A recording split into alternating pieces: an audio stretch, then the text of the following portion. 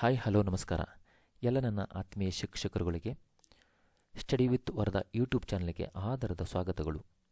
ಇಂದಿನ ವಿಡಿಯೋದಲ್ಲಿ LBAಗೆ ಸಂಬಂಧಪಟ್ಟ ಹಾಗೆ ಅಂದರೆ ಲೆಸನ್ ಬೇಸ್ಡ್ ಅಸೆಸ್ಮೆಂಟ್, ಪಾಠ ಆಧಾರಿತ ಮೌಲ್ಯಾಂಕನ, ಇದಕ್ಕೆ ಸಂಬಂಧಪಟ್ಟ ಹಾಗೆ ಶಿಕ್ಷಕರು ಪಾಠ ಯೋಜನೆಯನ್ನು ಬರೆಯುವುದು ಹೇಗೆ, ಶಾರ್ಟ್ಸ್ನಲ್ಲಿ ಲಾಗಿನ್ ಆಗುವುದು ಹೇಗೆ, ಶಿಕ್ಷಕರು KGRD ನಂಬರ್ನ ಬಳಸಿ ಲಾಗಿನ್ ಆಗುವುದು ಹೇಗೆ, ಲೆಸನ್ ಪ್ಲ್ಯಾನ್ ಬರೀತಕ್ಕಂಥ ಸಂದರ್ಭದಲ್ಲಿ ನಾವು ಮೊಬೈಲ್ ಅಥವಾ ಲ್ಯಾಪ್ಟಾಪ್ ಯಾವುದನ್ನು ಬಳಸಿ ಸುಲಭವಾಗಿ ನಾವು ಲೆಸನ್ ಪ್ಲ್ಯಾನ್ಗಳನ್ನು ಬರೀಬೋದು, ಈ ಒಂದು ಸಂದರ್ಭದಲ್ಲಿ ಎದುರಾಗುವ ಸಮಸ್ಯೆಗಳೇನು, ಈ ಎಲ್ಲ ಸಮಸ್ಯೆಗಳಿಗೆ ಪರಿಹಾರವನ್ನು ಕಂಡುಕೊಳ್ತಕ್ಕಂಥ ವಿಡಿಯೋ ಇದಾಗಿರುತ್ತೆ. ಆತ್ಮೀಯರಿಗೆ ನಾನು ಮೊದಲಿಗೆ ಏನು ಹೇಳೋದು ಅಂತಂದರೆ, ನೀವು ಪಾಠ ಯೋಜನೆಯನ್ನು ಬರೀತಕ್ಕಂಥ ಸಂದರ್ಭದಲ್ಲಿ ಮೊಬೈಲಲ್ಲಿ ಅಥವಾ ಲ್ಯಾಪ್ಟಾಪ್ ಇದರಲ್ಲಿ ಯಾವುದೂ ಸುಲಭ ಅಂತ ಕೇಳಿದರೆ, ನೀವು ಎರಡರಲ್ಲೂ ಕೂಡ ಸುಲಭವಾಗಿ ಲೆಸನ್ ಪ್ಲ್ಯಾನ್ಗಳನ್ನು ಸುಲಭವಾಗಿ ನಾವು ಬರಿಬೋದು. ನಾವು ಲೆಸನ್ ಪ್ಲ್ಯಾನ್ಗಳನ್ನು ಬರೀಬೇಕಂತಂದರೆ ಮೊದಲಿಗೆ ನಾವು ಯಾವುದಾದ್ರೂ ಒಂದು ವೆಬ್ ಬ್ರೌಸರ್ಗೆ ಹೋಗ್ಬೋದು. ನಾನಿಲ್ಲಿ ಕ್ರೋಮ್ ವೆಬ್ ಬ್ರೌಸರ್ಗೆ ಹೋಗ್ತೀನಿ. ಇಲ್ಲಿ ನಾನು LBA ಅಸೆಸ್ಮೆಂಟ್ ಲಾಗಿನ್ ಅಂತ ನಾನು ಹೊಡಿತೀನಿ. ಇಲ್ಲಿ ನಾನು ತುಂಬ ಸಲ ಅದನ್ನು ಬಳಸೋದ್ರಿಂದಾಗಿ ಇಲ್ಲೇ ಡಿಸ್ಪ್ಲೇ ಆಗ್ತಾಯಿದೆ, ಹಾಗಾಗಿ ನಾನು ಇಲ್ಲೇ ಅದನ್ನು ಹಾಕ್ತಾಯಿದ್ದೀನಿ. ಇದಾದ ನಂತರದಲ್ಲಿ ಈ ರೀತಿಯಾಗಿ ಒಂದು ಪರದೆ ತೆರೆದುಕೊಳ್ಳುತ್ತೆ. karnataka.gov.in ಅಂತ ಇದರಲ್ಲಿ ಸೈನ್ ಇನ್ ಇದೆಯಲ್ಲ, ಇಲ್ಲಿ ಕ್ಲಿಕ್ ಮಾಡಬೇಕು. ನಂತರದಲ್ಲಿ ನಾವು ಲಾಗಿನ್ ಆಗ್ತಕ್ಕಂಥ ಒಂದು ಪೇಜ್ ಓಪನ್ ಆಗುತ್ತೆ. Student achievement tracking system Karnataka, ಇಲ್ಲಿ ಲೆಸನ್ ಬೇಸ್ಡ್ ಅಸೆಸ್ಮೆಂಟ್ ಅಂತ. ನಂತರದಲ್ಲಿ ಲಾಗಿನ್ ಆ್ಯಸ್ ಅಂತ ಇದೆ. ಇಲ್ಲಿ 3 ರೀತಿಯಾಗಿರ್ತಕ್ಕಂಥ ನಾವು ಲಾಗಿನ್ ಆಗ್ಬೋದು. ಟೀಚರ್ಗೆ ಅನುಕೂಲ ಆಗೋ ಹಾಗೆ ಟೀಚರ್ ಮುಂದ್ಗಡೆ ಇರತಕ್ಕಂಥ ಈ ಸರ್ಕಲ್ ಡಿಫಾಲ್ಟ್ ಆಗಿ ಸೇಡ್ ಆಗಿರುತ್ತೆ. ಅದಾದ ನಂತರದಲ್ಲಿ ಸ್ಯಾಟ್ಸ್ ಯೂಸರ್ ಅಂದರೆ ಮುಖ್ಯ ಶಿಕ್ಷಕರು, ಸಹಶಿಕ್ಷಕರು ಲೆಸನ್ ಪ್ಲ್ಯಾನ್ಗಳನ್ನು ಬರೆದಿರ್ತಕ್ಕಂಥದ್ದನ್ನು ಅಪ್ರೂವ್ ಮಾಡ್ತಕ್ಕಂಥ ಒಂದು ವಿಭಾಗ ಯಾವುದು ಅಂತಂದರೆ ಸ್ಯಾಟ್ಸ್ ಯೂಸರ್. ಮುಖ್ಯ ಶಿಕ್ಷಕರು ಲಾಗಿನ್ ಆಗಿ ಶಿಕ್ಷಕರುಗಳ ಲೆಸನ್ ಪ್ಲ್ಯಾನ್ಗಳನ್ನು ಅಪ್ರೂವ್ ಮಾಡ್ತಕ್ಕಂಥ ವಿಭಾಗ ಇದು. ನಂತರದಲ್ಲಿ ಆಫೀಸ್ DD5 ಯೂಸರ್ ಅಂತಿದೆ. ಹೌದಾ, ಇಲ್ಲಿ ಮುಖ್ಯ ಶಿಕ್ಷಕರು ಲಾಗಿನ್ ಆಗಬೇಕಂತ ಸಂದರ್ಭದಲ್ಲಿ ನೀವು ಸ್ಯಾಟ್ಸ್ಗೆ ಯಾವ ಲಾಗಿನನ್ನು ಬಳಸ್ತೀರಲ್ಲ ಆ ಲಾಗಿನನ್ನು ಹಾಕಬೇಕು. ಅಂದರೆ ಸ್ಯಾಟ್ಸ್ ಯೂಸರ್ ನೇಮನ್ನು ಹಾಕಿದರೆ ಇಲ್ಲಿ OTP ಮೇಲೆ ಕ್ಲಿಕ್ ಮಾಡಿದಾಗ ರಿಜಿಸ್ಟರ್ ನಂಬರ್, ಮೊಬೈಲ್ ನಂಬರಿಗೆ OTP ಬಂದಿರುತ್ತೆ. ಅದನ್ನು ಕ್ಲಿಕ್ ಮಾಡಿ ನಾವು ಲಾಗಿನ್ ಆಗಿ ಸಹಶಿಕ್ಷಕರು ಕಳಿಸಿರ್ತಕ್ಕಂತಹ ಲೆಸನ್ ಪ್ಲ್ಯಾನ್ಗಳನ್ನು ನಾವು ಅಪ್ರೂವ್ ಮಾಡಬೇಕಾಗತ್ತೆ. ಬನ್ನಿ, ಇಲ್ಲಿ ಮುಖ್ಯವಾಗಿ ಶಿಕ್ಷಕರು ಟೀಚರ್ ಲಾಗಿನ್ ಮಾಡೋಣ. ಯೂಸರ್ ನೇಮ್ ಡಿಫಾಲ್ಟಾಗಿ ಇಲ್ಲಿ ಏನಾಗಿರುತ್ತೆ ಅಂತಂದರೆ, ಶಿಕ್ಷಕರ ಮೊದಲ KGRD ನಂಬರ್ ಅವರ ಯೂಸರ್ ನೇಮ್ ಆಗುತ್ತೆ. ನಾನು ಇಲ್ಲಿ ನನ್ನ KGRD ನಂಬರ್ನ ಹಾಕ್ತಾಯಿದ್ದೀನಿ.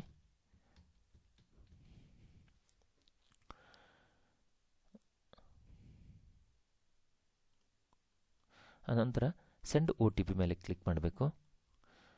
ನಂತರದಲ್ಲಿ SMS send successfully to registered number ಅಂತ ಇದೆ. ರಿಜಿಸ್ಟರ್ ಮೊಬೈಲ್ ನಂಬರ್ಗೆ ಬಂದಿರತಕ್ಕಂಥ ನಾನು OTPಯನ್ನು ಹಾಕ್ತಾಯಿದ್ದೀನಿ.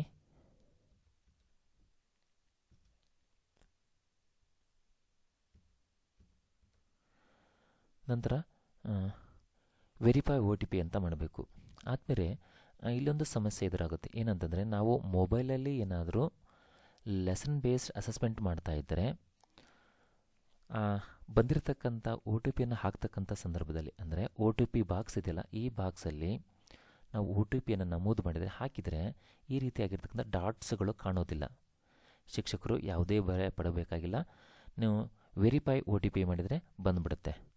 ಮತ್ತು ಕೆಲವರಿಗೆ ಏನಾಗುತ್ತೆ ಅಂತಂದರೆ, ಮೊಬೈಲಲ್ಲಿ ನಾವು ಲಾಗಿನ್ ಆಗ್ತಕ್ಕಂಥ ಸಂದರ್ಭದಲ್ಲಿ OTPನೇ ಬರೋಲ್ಲ. ಆವಾಗ ಏನು ಮಾಡಬೇಕಂತಂದರೆ, ಬ್ಯಾಕ್ ಹೋಗಿ ಮತ್ತೊಂದು ಸಲ ನಾವು ಲಾಗಿನ್ ಆದರೆ ಖಂಡಿತವಾಗಲೂ ನಿಮಗೆ OTP ಬರುತ್ತೆ. ಆವಾಗ ನಾವು ಸುಲಭವಾಗಿ ಲಾಗಿನನ್ನು ಆಗ್ಬೋದು. ನಾನಿಲ್ಲೇ ಲಾಗಿನ್ ಆಗ್ತಾಯಿದ್ದೀನಿ, ಅಂದರೆ ಮೀನ್ಸ್ ವೆರಿಫೈ OTP ಅಂತ ಮಾಡ್ತೀನಿ.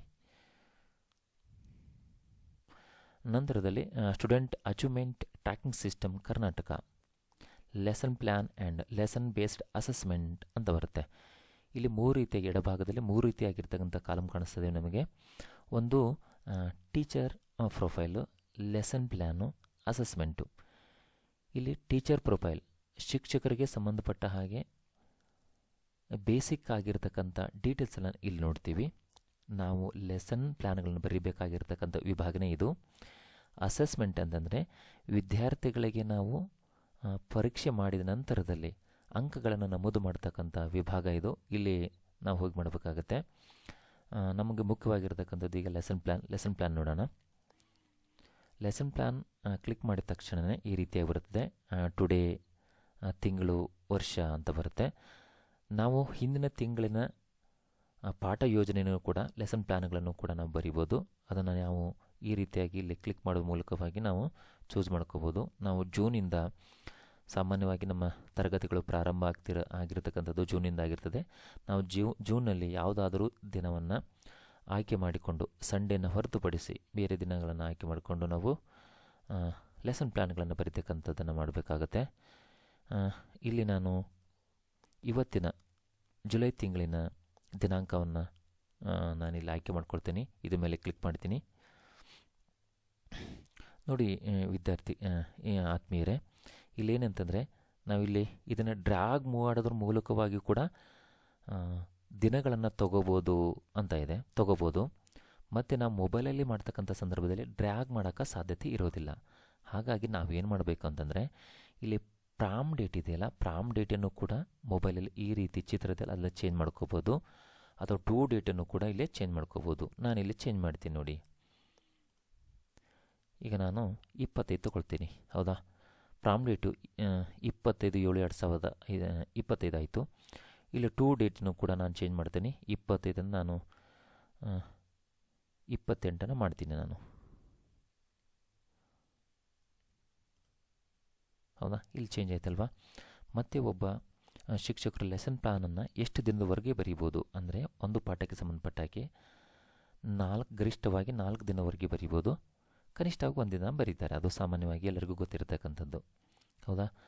ನಾನು ಇಲ್ಲಿ ಏನು ಮಾಡ್ತೀನಿ ಅಂತಂದರೆ ಹಿಂದಿನ ಡೇಟ್ ತೊಗೊಳ್ತೀನಿ, ಸೆಲೆಕ್ಟ್ ಮಾಡ್ಕೊಂಡಿದ್ದೀನಿ. ಇಲ್ಲಿ ಮೀಡಿಯಮ್ ಕನ್ನಡ ಕ್ಲಾಸನ್ನು ಸೆಲೆಕ್ಟ್ ಮಾಡ್ಕೋತೀನಿ. ನಾನು 10th ಕ್ಲಾಸನ್ನು ಸೆಲೆಕ್ಟ್ ಮಾಡ್ಕೋತೀನಿ. ಹಾಗೆ ಸೆಲೆಕ್ಟ್ ಗ್ರೂಪ್ ಇದೆ, ನಾನು ಕನ್ನಡ ಮೀಡಿಯಮ್ ಆಗಿದ್ದರಿಂದಾಗಿ ಕನ್ನಡ ಮೀಡಿಯಮ್, ಕನ್ನಡ, ಇಂಗ್ಲೀಷ್, ಹಿಂದಿ ಅನ್ನೋದನ್ನು ಟಿಕ್ ಮಾಡ್ಕೋತೀನಿ. ಹಾಗೆ ಸಬ್ಜೆಕ್ಟು ಇಲ್ಲಿ ಕನ್ನಡ ಇದೆ, English, Hindi, mathematics, social science ಇದೆ. ನಾನು ಸೋಷಿಯಲ್ ಸೈನ್ಸನ್ನು ಸೆಲೆಕ್ಟ್ ಮಾಡ್ಕೋತೀನಿ. ಇಲ್ಲಿ ಸೆಲೆಕ್ಟ್ ಚಾಪ್ಟರ್ ಅಂತಿದೆ. ಇಲ್ಲಿ ನಾನು ಇಲ್ಲಿ ಆತ್ಮೀಯರೇ ಕೋರ್ ಸಬ್ಜೆಕ್ಟ್ಗಳಿಗೆ ಲ್ಯಾಂಗ್ವೇಜ್ಗೆ ಬಿಟ್ಟರೆ ಕೋರ್ ಸಬ್ಜೆಕ್ಟ್ಗಳಿಗೆ ಇಲ್ಲಿ ಡಿಫಾಲ್ಟಾಗಿ ಏನಾಗಿದೆ ಅಂತಂದರೆ ಇಂಗ್ಲೀಷ್ ವರ್ಷನ್ ತೋರಿಸ್ತದೆ. ಕನ್ನಡ ಮಾಧ್ಯಮ ಆದರೂ ಕೂಡ ಕನ್ನಡದಲ್ಲಿ ಪಾಠದ ಹೆಡ್ಡಿಂಗ್ಗಳು ವಿಭಾಗಲ್ಲ, ಇಲ್ಲಿ ಇಂಗ್ಲೀಷಲ್ಲೇ ಇರ್ತವೆ. ಹಾಗಾಗಿ ನಾನು ಬ್ಯಾಂಕ್ ವ್ಯವಹಾರಗಳು ಅಂದರೆ ಬ್ಯಾಂಕಿಂಗನ್ನು ಚೂಸ್ ಮಾಡ್ಕೊತೀನಿ. ಹಾಗೆ ನಂತರದಲ್ಲಿ ಲರ್ನಿಂಗ್ ಔಟ್ಕಮ್ ಅಂದರೆ ಕಲಿಕಾ ಫಲಗಳು ಅಂತ, ಕಲಿಕಾ ಫಲಗಳು. ಇಲ್ಲಿ ಶಿಕ್ಷಕರು ಸ್ವಲ್ಪ ಗೊಂದಲ ಆಗುತ್ತೆ, ಏನು ಕಲಿಕಾ ಫಲಗಳನ್ನು ಬರೀಬೇಕು ಅಂತ. ಆತ್ಮೀಯರೇ, ಯಾವುದೇ ಭಯ ಪಡಬೇಕಾಗಿರ್ತಕ್ಕಂಥ, ಗೊಂದಲಕ್ಕೀಡಾಗಬೇಕಾಗಿರ್ತಕ್ಕಂಥ ಅವಶ್ಯಕತೆ ಇಲ್ಲ. ಇಲ್ಲಿ ಇಲಾಖೆಯವರು ಬಿಟ್ಟಿರ್ತಕ್ಕಂಥ LBAಗೆ ಸಂಬಂಧಪಟ್ಟ ಹಾಗೆ ಇಲಾಖೆಯವರು ಬಿಟ್ಟಿರ್ತಕ್ಕಂಥ ಪಠ್ಯದಲ್ಲಿ ಕಲಿಕಾಫಲ ಇದೆ. ಅಂದರೆ LBA ಪ್ರಶ್ನೆ ಕೋಟಿ ಏನಿದೆಯಲ್ಲ, ಅಲ್ಲಿ ಏನು ಮಾಡಿದೆ ಅಂದರೆ ಇಲಾಖೆಯವರೇ ಕಲಿಕಾಫಲಗಳನ್ನು ಕೊಟ್ಟಿದ್ದಾರೆ, ಅವನ್ನೇ ತೆಗೆದುಕೊಂಡು ನಾವು ಇಲ್ಲೇ ಬರೀಬೋದು. ನಾನು ಇಲ್ಲೇ ಬ್ಯಾಂಕ್ ವ್ಯವಹಾರಗಳಿಗೆ, ಬ್ಯಾಂಕಿಂಗ್ ಸಂಬಂಧಪಟ್ಟ ಹಾಗೆ ಏನು ಬರೀತೀನಿ ಅಂತಂದರೆ ಬ್ಯಾಂಕಿನ ಅರ್ಥ, ಬ್ಯಾಂಕಿನ ಲಕ್ಷಣಗಳು, ಅನುಕೂಲಗಳು ಹಾಗೂ ಬ್ಯಾಂಕ್ ಖಾತೆ ತೆರೆಯುವ ವಿಧಾನಗಳು, ಬ್ಯಾಂಕ್ ಖಾತೆಗಳು, ಅಂಚೆ ಬ್ಯಾಂಕ್, ಈ ರೀತಿಯಾಗಿ ಲರ್ನಿಂಗ್ ಔಟ್ಕಮ್ಮನ್ನು ಬರಿತೀನಿ. ಮತ್ತು ಟೀಚಿಂಗ್ ಏಡ್ಸನ್ನು ಏನು ಬಳಸ್ತೀನಿ ಅಂತಂದರೆ ನಾನು ಸಾಮಾನ್ಯವಾಗಿ ಬ್ಯಾಂಕ್ ವ್ಯವಹಾರ ಮಾಡ್ತಕ್ಕಂಥ ಒಂದು ಬ್ಯಾಂಕಿನ ಚಿತ್ರನೋ ಹಣಕಾಸಿನ ವ್ಯವಹಾರ ಮಾಡ್ತಕ್ಕಂಥ ಚಿತ್ರ ನಾನು ಇಲ್ಲಿ ಬಳಸ್ತೀನಿ. ಹಾಗೆ ಒಂದು ಚಾರ್ಟು ಅಂದರೆ ಬ್ಯಾಂಕ್ನಲ್ಲಿ 4 ವಿಧದ ಖಾತೆಗಳಿದಾವಲ್ಲ, ಆ ಖಾತೆಗೆ ಸಂಬಂಧಪಟ್ಟಿರ್ತಕ್ಕಂಥ ವಿವರಣ ಒಳಗೊಂಡಿರ್ತಕ್ಕಂಥ ಚಾರ್ಟನ್ನು ಇಲ್ಲಿ ಬಳಸ್ತೀನಿ ನಾನು. ಇಲ್ಲಿ ಇಂಟ್ರೊಡಕ್ಷನ್ ಪೇಸ್ ಅಂತದೆ, ಅಂದರೆ ಪೀಠಿಕೆ ಒಂದು ಹಂತ ಅಂತ ಬಂದಾಗ ನಾನು ಸಿಂಪಲ್ಲಾಗಿ ಕ್ವಶನಿಂಗ್ ಮಾಡ್ತೀನಿ. ಅಥವಾ ಕನ್ನಡ ಇದ್ದರೆ ಅಥವಾ ರೇಮ್ಸ್ ಸಾಂಗ್ಸನ್ನು ಹೇಳ್ಬೋದು. ಆಮೇಲೆ ಸ್ಟೋರಿ ಟೆಲ್ಲಿಂಗ್ ಮಾಡ್ಬೋದು. ಅವರೆಲ್ಲ ಅದಕ್ಕೆಲ್ಲ ಟಿಕ್ ಮಾಡಬೇಕಾಗತ್ತೆ. ಅಥವಾ ಬೋರ್ಡ್ ಮೇಲೆ ಡಿಸ್ಪ್ಲೇ ಮಾಡ್ತೀನಿ, ಅದನ್ನು ಕೂಡ ನಾವು ಮಾಡ್ಬೋದು. ಆಮೇಲೆ ನಂತರದಲ್ಲಿ ಡೆವಲಪ್ಮೆಂಟ್ ಫೇಸಲ್ಲಿ ನಾನು ಏನು ಮಾಡ್ತೀನಿ ಅಂತಂದರೆ, ಇಲ್ಲಿ ಗ್ರೂಪ್ ಆ್ಯಕ್ಟಿವಿಟಿನ ಕೊಡ್ತೀನಿ ನಾನು. ಹಾಗೆ ಆ್ಯಕ್ಟಿವಿಟಿ ಕಾರ್ಡ್ ವರ್ಕನ್ನು ಕೊಡ್ತೀನಿ. ಈ ರೀತಿಯಾಗಿ ನಾನು ಡೆವಲಪ್ಮೆಂಟನ್ನು ಮಾಡ್ತೀನಿ. ನಾನು ಮುಂದುವರೆದಿರತಕ್ಕಂಥ ಭಾಗ ಅಂತ. ಹಾಗೆ ಕನ್ಕ್ಲೂಷನ್ ಪೇಸ್ ಅಂತ ಬಂದರೆ ನಾನು ಕ್ವಶನ್ ಬಾಕ್ಸ್ ಮಾಡ್ತೀನಿ ಅಥವಾ ಬ್ಯಾಗ್ ಮಾಡ್ತೀನಿ. ಹಾಗೆ ಅವರಿಗೆ ಸೆಲ್ಫ್ ಇವ್ಯಾಲ್ಯುವೇಷನ್, ಹಾಗೆ ನಾನು ಕನೆಕ್ಟಿಂಗ್ ಟು ರಿಯಲ್ ಲೈಫಿಗೆ ಅದನ್ನು ಅನ್ವಯ ಮಾಡಿಕೊಳ್ಳಿ, ನಮ್ಮ ಜೀವನಕ್ಕೆ ಅನ್ವಯ ಹೇಗೆ ಮಾಡ್ಕೊಳ್ಳೋದು ಅದನ್ನೆಲ್ಲ ನಾನು ಟಿಕ್ ಮಾಡ್ತೀನಿ ಇಲ್ಲೇ. ನಂತರದಲ್ಲಿ ಚಾಪ್ಟರ್ ವೈಸ್ ಅಸೆಸ್ಮೆಂಟ್ ಅಂದರೆ ಪಾಠಕ್ಕೆ ಸಂಬಂಧಪಟ್ಟ ಹಾಗೆ ನಾವು ಏನಾದರೂ ಗೃಹ ಪಾಠಕ್ಕೆ ಸಂಬಂಧಪಟ್ಟ ಹಾಗೆ ಕ್ವಶನ್ಗಳನ್ನು ಕೊಡ್ತೀವಲ್ಲ, ಅದನ್ನು ಇಲ್ಲೇ ನಾವು ಬರೀಬೇಕಾಗತ್ತೆ. ನಾನು ಉದಾಹರಣೆಗೆ ಬ್ಯಾಂಕಿನ ಲಕ್ಷಣಗಳನ್ನು ತಿಳಿಸಿ, ಬ್ಯಾಂಕ್ ಖಾತೆ ತೆರೆಯುವುದರಿಂದ ಆಗುವ ಅನುಕೂಲಗಳೇನು, ಹಾಗೆ ಅಂಚೆ ಬ್ಯಾಂಕ್ ನೀಡುವ ಸೇವೆಗಳ್ಯಾವುವು, ಈ ರೀತಿಯಾಗಿ ನಾನು ಬರೀತೀನಿ. ಈ ರೀತಿಯಾಗಿ ನಾವು ಬರೆದು ಆ ಮಕ್ಕಳಿಗೆ ಮನೆಯಲ್ಲೇ ಬರ್ಕೊಂಡು ಬನ್ನಿ ಅಂತ ನಾನು ಈ ರೀತಿಯಾಗಿ ಹೇಳ್ತೀನಿ. ಹೀಗೆ ಬರೆದ ನಂತರದಲ್ಲಿ ನಾವು ಸೇವ್ ಅಂತ ಕ್ಲಿಕ್ ಮಾಡಬೇಕು. ಮಾಡಿದ ನಂತರದಲ್ಲಿ are you sure you want save lesson plan ಅಂತ ಬರುತ್ತೆ. ಸೇವ್ ಅಂತ ಕೊಡಿ, ಅದು ಸೇವ್ ಆಗಿರುತ್ತೆ. ಸೇವ್ ಆದ ನಂತರದಲ್ಲಿ ಮುಖ್ಯ ಶಿಕ್ಷಕರ ಲಾಗಿನ್ಗೆ ಹೋಗಿರ್ತದೆ. ಮುಖ್ಯ ಶಿಕ್ಷಕರು ಸ್ಯಾಟ್ಸ್ ಯೂಸರ್ ಅಂತಿದ್ದಿಲ್ಲ, ಅದು ಮೊದಲು ಹೇಳಿದ್ನಲ್ಲ, ಅಲ್ಲಿ ಲಾಗಿನ್ ಆಗಿ ಮುಖ್ಯ ಶಿಕ್ಷಕರು ಅಪ್ರೂವಲ್ ಕೊಡಬೇಕಾಗತ್ತೆ. ಆದಮೇಲೆ ಇದಿಷ್ಟಾದರೆ ಮುಗೀತು. ಧನ್ಯವಾದಗಳು ಆತ್ಮೀಯ ಎಲ್ಲ ಶಿಕ್ಷಕರುಗಳಿಗೆ ಈ ವಿಡಿಯೋನ ನೋಡಿದ್ದಕ್ಕಾಗಿ. ಹಾಗೆ ಲೈಕ್ ಮಾಡಿ, ಶೇರ್ ಮಾಡಿ, ಸಬ್ಸ್ಕ್ರೈಬ್ ಆಗಿ. ಧನ್ಯವಾದಗಳು.